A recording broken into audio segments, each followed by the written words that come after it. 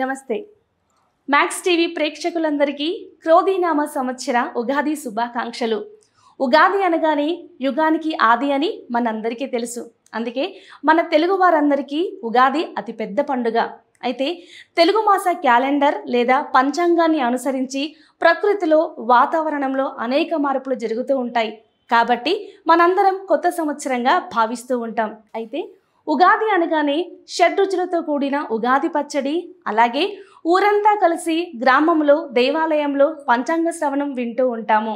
అలాగే వారి వారి వ్యక్తిగత రాశి ఫలాల గురించి తెలుసుకుంటూ ఉంటారు. అయితే ఇప్పుడు మరి క్రోధీనామ సంవత్సరానికి సంబంధించిన నవనాయకుల ఫలితాలు, అలాగే ద్వాదశి రాశుల వారి యొక్క ఫలితాలు, మౌఢ్యమి, కర్తరి, అలాగే గ్రహణములకు సంబంధించిన మరిన్ని విషయాలను మనకు తెలియజేయడానికి స్టూడియోలో ఉన్నారు ప్రముఖ జ్యోతిష్య మరియు వాస్తు పండితులు భరత్ శర్మ గారు. మరి వారిని అడిగి మరిన్ని విషయాలు తెలుసుకుందాం. నమస్కారం గురుగారు. నమస్తే గురుగారు, ముందుగా మీకు క్రోధీనామ సంవత్సర ఉగాది శుభాకాంక్షలు. మీకు మరియు మీ యాజమాన్యానికి మరియు ప్రేక్షకులందరికీ కూడా ముందుగా క్రోధనామ సంవత్సర ఆంగ్ల నూతన సంవత్సర శుభాకాంక్షలు అమ్మ. గురుగారు, ఉగాది అనగానే మనందరికీ ముందుగా గుర్తొచ్చేది పంచాంగం. పంచాంగ పఠనం చేయాలని చెప్తూ ఉంటారు. ముందుగా పంచాంగం అంటే ఏంటి గురుగారు? అమ్మ, ఉగాది అనగానే ఇంతవరకు మీరు చెప్పినట్టుగా పంచాంగ శ్రవణము అసలు హిందువులందరికీ చాలా పెద్ద పండుగ. అవునండి. యుగానికి ఒక స్టార్టింగ్ అనేటువంటి ఒక వాతావరణము. తెలుగు వారందరికీ కూడా ప్రకృతిలో మార్పులు వచ్చేటువంటి ఒక ఇదంతా కూడా ఉగాదికే జరుగుతుంది తప్ప జనవరి 1 మనకు ఓన్లీ క్యాలెండర్లో డేట్స్ మాత్రమే మారుతున్నాయి తప్ప ప్రకృతి మనకు మారట్లేదు. కాబట్టి మీరు ఇందాక చెప్పినట్టుగా ఉగాది అనగానే పంచాంగ శ్రవణము, ప్రకృతిలో మార్పులు, అదేవిధంగా నవనాయకులకు ఫలితాలు తెలుసుకోవడము, షడ్రుచులు అంటే జీవితంలో ఈ షడ్రుచులన్నీ కూడా కలిసి మన యొక్క జీవితాన్ని పండింపజేస్తాయి. కాబట్టి ఒకసారి బాధ, దుఃఖము, కష్టాలు, నష్టాలు అన్నీ ఉంటాయి. కాబట్టి అన్నిటికీ మనం అనుకూలంగా మన జీవితాన్ని మలుచుకుంటూ వెళ్ళాలన్నటువంటి యొక్క సంకేతాన్ని ఇచ్చేటువంటిది ఈ ఉగాది పచ్చడి.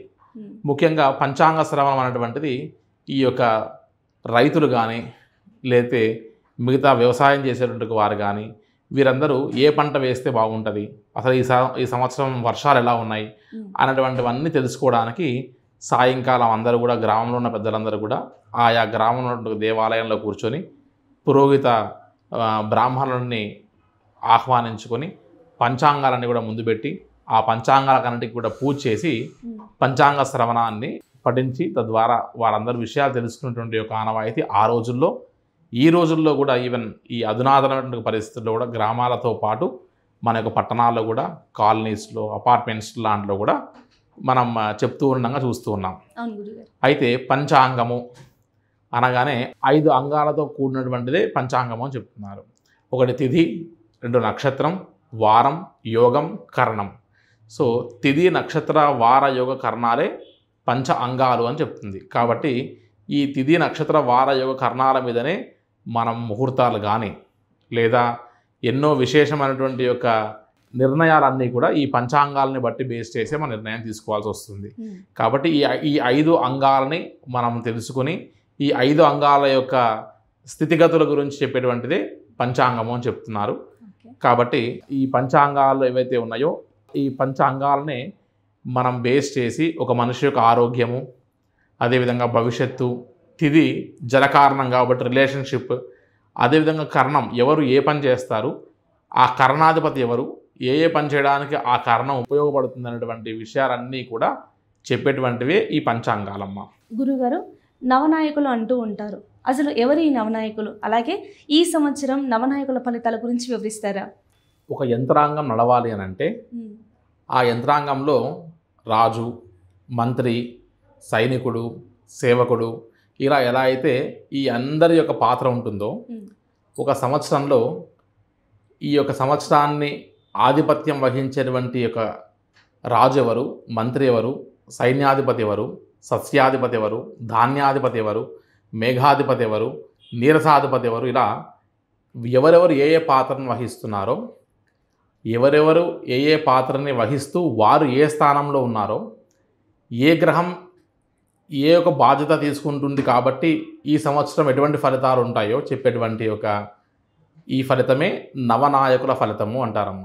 ఓకే. కాబట్టి ఈ సంవత్సరం అసలు రాజు ఎవరు, మంత్రి ఎవరు, సైనికుడు ఎవరు, సేవకుడు ఎవరు, అదేవిధంగా మేఘాధిపతి ఎవరు, సస్యాధిపతి ఎవరు, ధాన్యాధిపతి ఎవరు, ఇటువంటి అన్నిటి యొక్క ఆలోచనలను బట్టి అసలు ఈ సంవత్సరం వర్షాలు ఎలా పడతాయి, రాజ్యాన్ని పరిపాలించేటువంటి ఒక రాజుల యొక్క పరిస్థితి ఎలా ఉంటుంది, ప్రజలు ఎలా ఉంటారు, అదేవిధంగా ధాన్యాలు ఎటువంటి ధాన్యాలకు విశేషమైనటువంటి యొక్క దిగుబడి ఉంటుంది, ఏ ఏ రంగాల వారికి ఈ సంవత్సరం అనుకూలంగా ఉంది, అదేవిధంగా ఎవరెవరి యొక్క చూపు వల్ల దృష్టి వల్ల ఎవరెవరి ఆరోగ్య పరిస్థితులు ఎలా ఉంటాయి, అన్ని విషయాల్ని ఈ నవనాయకుల యొక్క ఫలితాల వలన తెలుసుకోవచ్చు. కాబట్టి ఈ సంవత్సరం ఒకసారి ఏ ఏ గ్రహాలు విశేషంగా మనం ఆధిపత్యం వహిస్తూ ఎటువంటి ఫలితాలు ఇస్తాయో ఒకసారి ఈ నవనాయకుల యొక్క ఫలితాల గురించి మనం తెలుసుకునేటువంటి ప్రయత్నం చేద్దాం. ముఖ్యంగా ఈ సంవత్సరం కుజుడు మరియు శని ఈ ఇద్దరి యొక్క ఆధిపత్యం ఎక్కువగా నడుస్తూ ఎక్కువ శాతం పాత్ర అంతా కూడా నడిపించేటువంటి యొక్క అధికారాన్ని మొత్తం కూడా ఈ సంవత్సరం కుజుడు మరియు శని తీసుకున్నటువంటి యొక్క పరిస్థితి కనబడుతుంది. ఒకసారి కుజుడు పరిపాలించడం వల్ల అదేవిధంగా శని యొక్క ఆధిపత్యం వల్ల ఎటువంటి యొక్క ఫలితాలను మనం పొందుతున్నాము, అదేవిధంగా చంద్రుడు అదేవిధంగా రవి యొక్క స్థానాన్ని బట్టి మనం ఎటువంటి ఫలితాలను చూడొచ్చు, అదేవిధంగా నవగ్రహాల్లో రాహుకేతుల యొక్క స్థితి ఎలా ఉంది, ఈ సంవత్సరం ఎటువంటి ఫలితాలు ఇస్తాయో ఒకసారి మనం తెలుసుకునేటువంటి ఒక ప్రయత్నం, ఈ నవనాయకుల యొక్క పూర్తి వివరాలను తెలుసుకునేటువంటి ప్రయత్నం చేద్దామమ్మా. ముందుగా మనం ఈ సంవత్సరం రాజు ఎవరు అనేటువంటి విషయం గమనిస్తే ఈ క్రోధినామ సంవత్సరానికి కుజుడు రాజుగా వ్యవహరిస్తూ వస్తున్నాడు.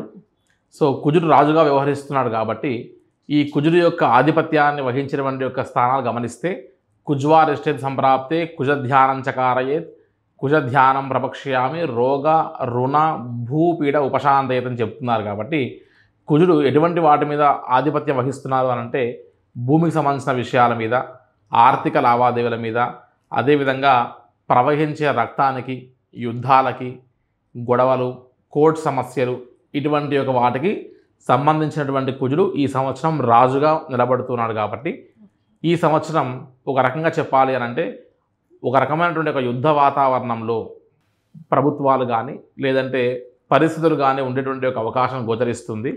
కాబట్టి సహజంగా శాంతియుతంగా మనం నడుచుకోవాల్సిన ఒక పరిస్థితి ఉంటుంది.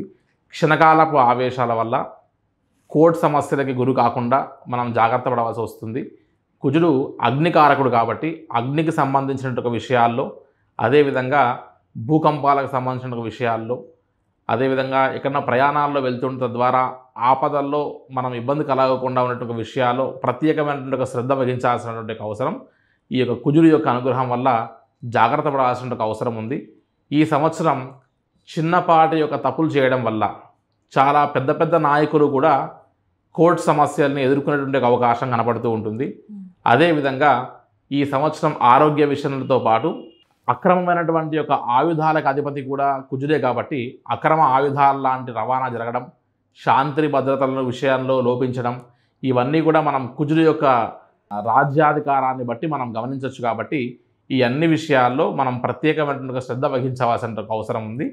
కాబట్టి ముఖ్యంగా రాజు కుజుడు కాబట్టి యుద్ధ వాతావరణాలు లాంటివి లేకుండా చూసుకోవాల్సిన అవసరం ఖచ్చితంగా ఉంటుంది అని చెప్పచ్చమ్మా.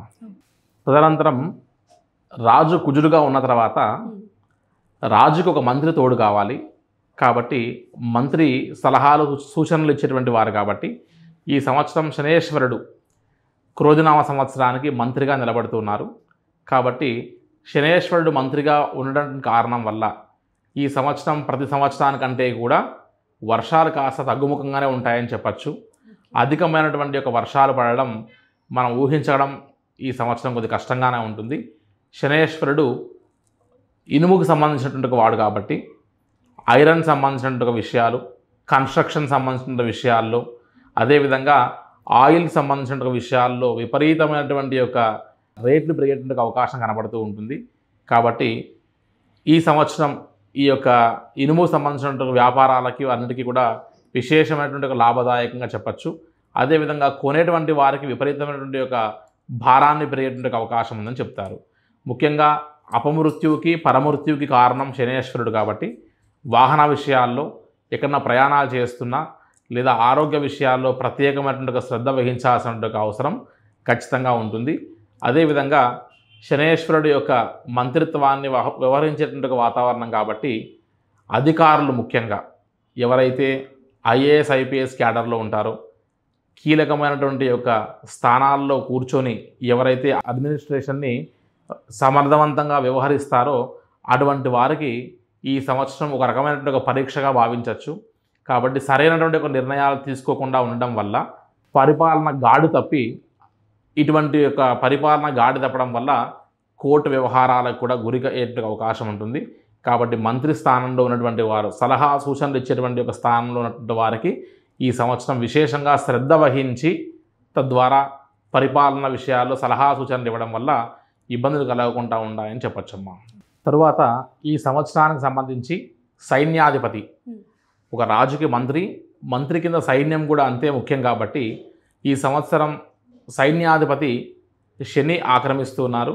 కాబట్టి శనేశ్వరుడు ఈ సంవత్సరం సైన్యాధిపతి కాబట్టి ముఖ్యంగా యుద్ధానికి సంబంధించినటువంటి ఒక రంగాలకి ఈయన అధిపతి కాబట్టి ఈ యొక్క అంతర్జాతీయ వ్యవహారాల్లో ఒక దేశానికి ఇంకో దేశానికి ఉన్నటువంటి ఒక సత్సంబంధాల విషయాల్లో చాలా శ్రద్ధ వహించాల్సిన అవసరం ఉంటుంది.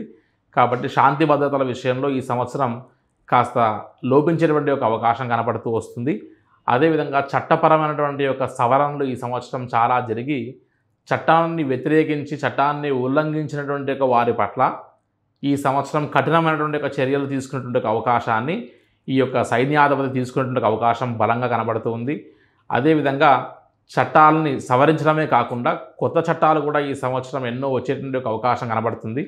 క్రీడా రంగానికి ఆధిపత్యం వహించేటువంటి ఒక సైన్యాధిపతి కాబట్టి ఈ సంవత్సరం క్రీడాకారులకు సంబంధించినటువంటి ఒక విశేషమైనటువంటి ఒక అనుకూలమైనటువంటి ఒక వాతావరణం ఉంటుంది అని చెప్పచ్చు.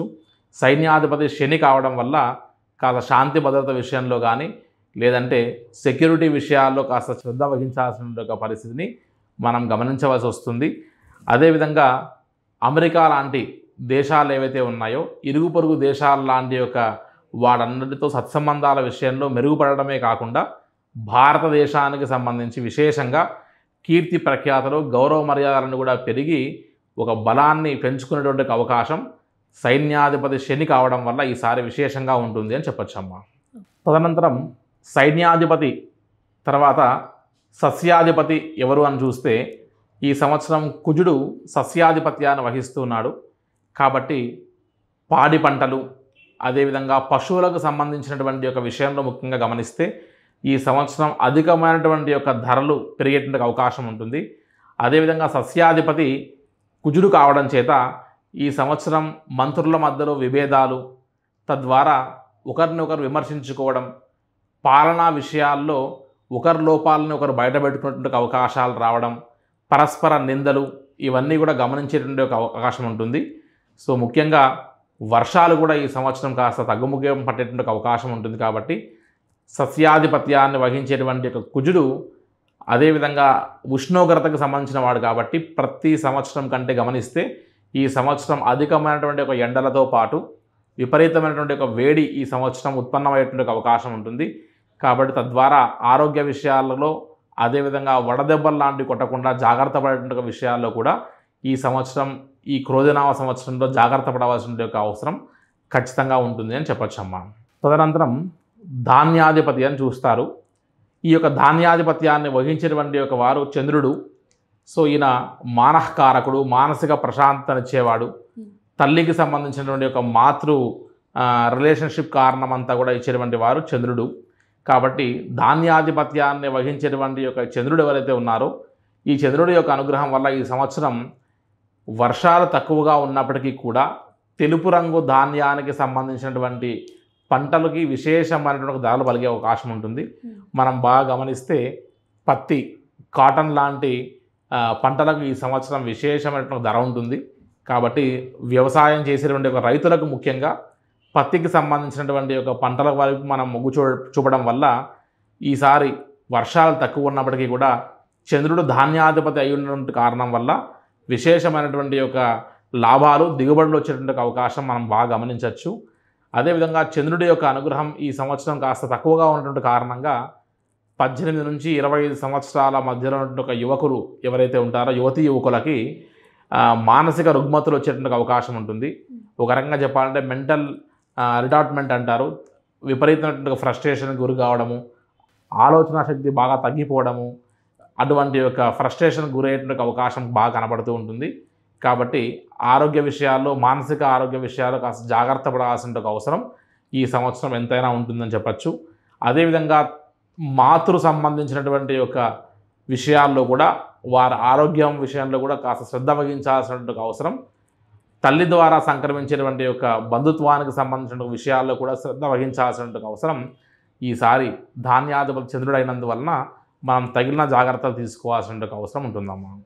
తరువాత ఈ సంవత్సరం అర్ఘాధిపతి శనేశ్వరుడు వహిస్తున్నాడు కాబట్టి శని అర్ఘాధిపతి అయినటువంటి కారణం వల్ల ఈ సంవత్సరం మినుములు, సిమెంట్, అదేవిధంగా నలుపు రంగు ధాన్యానికి సంబంధించిన విషయాల్లో కాస్త మనం విశేషమైనటువంటి యొక్క ధరలు పెరిగేటువంటి అవకాశం ఉంటుందని చెప్పచ్చు.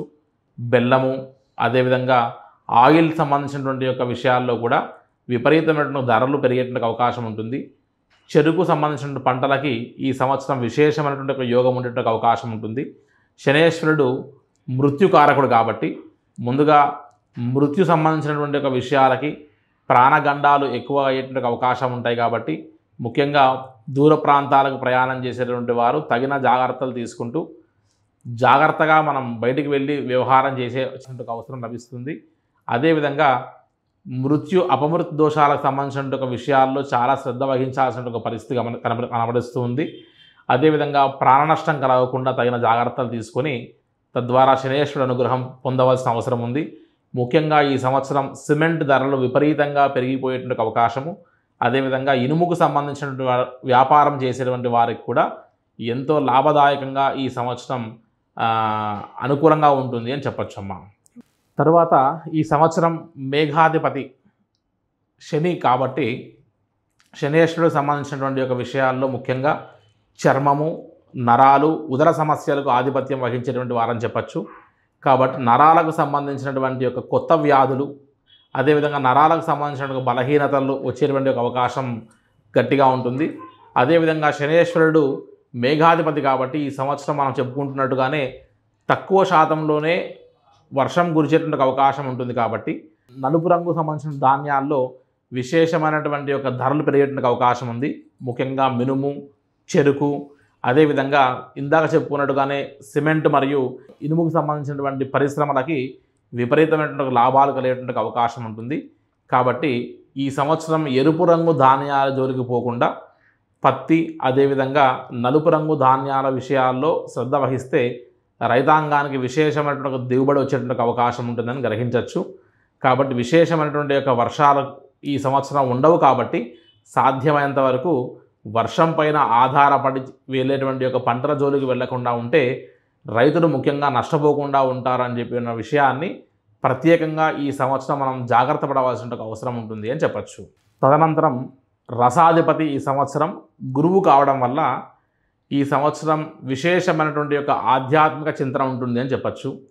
విశేషంగా మనం గమనిస్తే ఎన్నో విశేషమైనటువంటి యొక్క దేవాలయాల యొక్క ప్రతిష్టలు, అదేవిధంగా ఆధ్యాత్మిక గురువులైనటువంటి యతీశ్వరుడు, మఠాధిపతులు, పీఠాధిపతుల ద్వారా విశేషమైనటువంటి ఒక యజ్ఞయాగాది క్రతువులు జరగడం, తద్వారా వర్షాలు ఈ సంవత్సరం తక్కువైనప్పటికీ కూడా యజ్ఞయాగాదులు లాంటి క్రతువులు చేయడం వల్ల వర్షాలు పడేటువంటి ఒక సూచనలు కనపడడం, ఆధ్యాత్మిక చింతన, తీర్థయాత్రలు లాంటి విశేషమైనటువంటి ఒక వాటికి ఈ సంవత్సరం అనుకూలం లభించడం. ముఖ్యంగా మనం గమనిస్తే గత 4 సంవత్సరాల నుండి యాత్రల్లో అత్యధికమైనటువంటి ఒక మానసిక ఉల్లాసాన్ని ఇచ్చేటువంటిది, అదేవిధంగా ప్రతి హిందువు దర్శించి తరించుకోవాలన్నటువంటి ఒక యాత్ర కైలాష్ యాత్ర. ఈ సంవత్సరం తీర్థయాత్రల విషయాల్లో గురువు ఈ యొక్క రసాధిపత్యాన్ని వహిస్తున్నాడు కాబట్టి ఈ కైలాష్ లాంటి యాత్రలకు కూడా ఈ సంవత్సరం అనుమతి లభించేటువంటి అవకాశం కలగడం, సస్య రసాధిపతి గురువు కాబట్టి ఈయన అనుగ్రహం వల్ల ఒకటి చెరుకు, బెల్లము, అదేవిధంగా చింతపండు లాంటి ధాన్యాలకి విశేషమైనటువంటి యొక్క ధర పెరిగి తద్వారా లాభసాటిగా ఉంటుంది. కాబట్టి ముఖ్యంగా రైతులు మనం ఫస్ట్ నుంచి చెప్పుకుంటూ వచ్చేటువంటి తెలుపు రంగు ధాన్యం అనేటువంటి యొక్క పత్తి, అదేవిధంగా మినుములు, అదేవిధంగా చెరుకు ఇటువంటి పంటల్ని పండించడం వల్ల నష్టాలకు గురి కాకుండా అధిక దిగుబడులు రావడానికి అవకాశం ఉంటుంది. కాబట్టి విశేషంగా ఇటువంటి యొక్క విషయాలను గమనించవలసిన అవసరం ఉంటుంది. ఆధ్యాత్మిక చింతన ఈ సంవత్సరం చాలా అవసరం. ఇంతవరకు చెప్పినట్టుగా ఈ సంవత్సరం రాజ్యాధిపత్యాన్ని వహిస్తున్నటువంటి కుజుడు యుద్ధకారకుడు కాబట్టి సాధ్యమైనంత వరకు ఆవేశాలను తగ్గించుకొని ఆధ్యాత్మిక చింతన కలిగి మనం 4 అడుగులు వెనక్కి వేసి ఆలోచనతో ఆచితూచి వ్యవహరించడం వల్ల చక్కటి ఫలితాలు ఈ సంవత్సరం పొందవచ్చును అని చెప్పచ్చు. తరువాత ఈ సంవత్సరం నీరసాధిపతి కుజుడు కాబట్టి మనం బాగా గమనిస్తే ఈ సంవత్సరం కూడా ఎరుపు రంగు ధాన్యాలు చాలా మిన్నండిపోయాయి. వచ్చే సంవత్సరం కూడా వర్షాలు తక్కువైపోవడం వల్ల ఎరుపు రంగు ధాన్యాలకి విశేషమైనటువంటి ఒక ధర పెరిగిపోవడంతో పాటు మనకు అందుబాటులో లేనటువంటి విధంగా కందిపప్పు లాంటి దినుసులు ఇంకా విపరీతంగా పెరిగిపోయే అవకాశం ఉంటుంది. కాబట్టి అటువంటి విషయాల్లో శ్రద్ధ వహించాల్సిన అవసరం ఉంటుంది. నీరసాధిపతి కుజుడు అవ్వడం వల్ల ఈ సంవత్సరం రవాణా విషయాల్లో ఒక దగ్గర నుంచి ఇంకో దగ్గరికి ప్రయాణం చేసేటువంటి యొక్క వాహన విషయాల్లో చాలా శ్రద్ధ వహించి వెళ్ళవలసి వస్తుంది. మనం నిర్లక్ష్యత వహించడం వల్ల వాహన గండాలకి వాహన ప్రమాదాలకు గురయ్యే యొక్క అవకాశం కనబడుతూ ఉంది. అదేవిధంగా నీరసాధిపతి కుజుడు అవ్వడం వల్ల ఈ సంవత్సరం బంగారము అదేవిధంగా వెండికి సంబంధించినటువంటి యొక్క విషయాల్లో మనం అధికమైనటువంటి ధరలు పెరిగేటువంటి అవకాశం ఉంటుంది. శుభ కార్యక్రమాలు లాంటి విషయాల్లో ఎవరైనా సరే బంగారం వెండి లాంటి యొక్క విషయాల్లో జాగ్రత్త పడవలసిన అవసరం తీసుకోవాల్సిన వారు ఈ సంవత్సరం ముందుగానే జాగ్రత్త పడమని సూచించవచ్చు. కాబట్టి బంగారము వెండి అదేవిధంగా పంచలోహాలకు సంబంధించినటువంటి యొక్క విషయాల్లో అధిక ధరలన్నీ కూడా పెరిగి వ్యాపారస్తులకు లాభాన్ని అదేవిధంగా కొనేటువంటి వారికి ఎక్కువ ధరలు అవుతున్నాయనే ఒక విషయాన్ని బాధగా కలిగించేటువంటి అవకాశం కనబడుతుంది. ఏదేమైనా సరే ఈ యొక్క నీరసాధిపతి కుజుడు అవ్వడం వల్ల ఆర్థిక లావాదేవీలకు సంబంధించి కూడా విశేషమైనటువంటి ఒక జాగ్రత్తలు తీసుకోవాల్సి వస్తుంది. మనం గుడ్డిగా ఎదుటి వ్యక్తిని నమ్మి ఆర్థిక లావాదేవీలు చేయడం వల్ల కూడా ఆ యొక్క ఆర్థిక లావాదేవీలు మనకు నిరాశను గురి చేసి చివరికి కోర్టు సమస్యల వరకు కూడా వెళ్ళవలసిన పరిస్థితి వస్తుంది. ఆర్థిక విషయాల్లో ప్రత్యేక శ్రద్ధ వహించడం వల్ల జాగ్రత్త వహించడం వల్ల మనం కష్టాల పాలు కాకుండా ఉండే అవకాశం ఉంటుంది. గురుగారు, ఉగాది విశిష్టత, అలాగే పంచాంగ శ్రవణం విశిష్టత, అలాగే కర్తరి మౌఢ్యమి గ్రహణము, అలాగే పుష్కరాల గురించి మాకు ఎంతో చక్కగా వివరించిన మా ప్రేక్షకులందరికీ కూడా ధన్యవాదాలండి. నమస్కారం.